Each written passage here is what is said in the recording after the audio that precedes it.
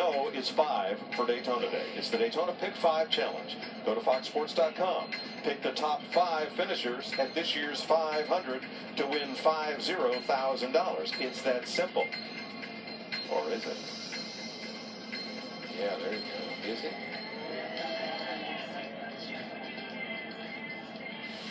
There's Kyle Larson wanting to be one of those top 5. Here's Vince.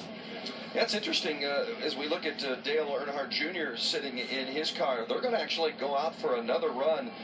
3 of the 4 Hendrick cars, Jimmy Johnson, Casey Kane, and Dale Jr. have all run over 20 laps, and certainly that's the most on the board at this time.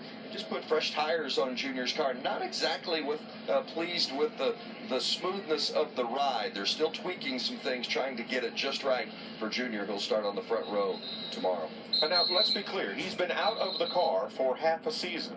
But these extra laps would have nothing to do with shaking the rust off, would they? No, I think we saw what he's capable of doing in the duel the other night. I mean, he did an excellent job. I think he's ready to go. This is just all fine-tuning things. Yeah, he's paying attention to details. He wants to win the Daytona 500.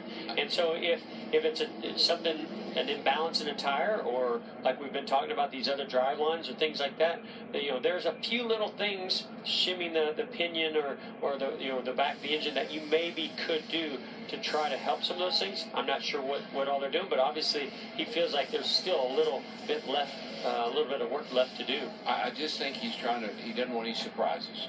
And I know last year those cars, and we saw with Jimmy Johnson, I know we've talked about that a lot, but I think that's what Junior wants. He wants to run in these sunny conditions, hot track, be sure this car is going to stay with him in the 500-miler.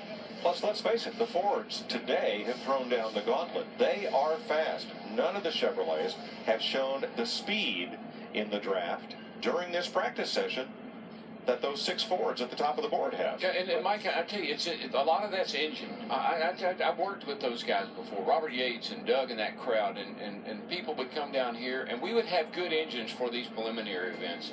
But the engine that they put together and took apart and put together and took apart and fine-tuned, it had the most horsepower of any engine we had all week down here.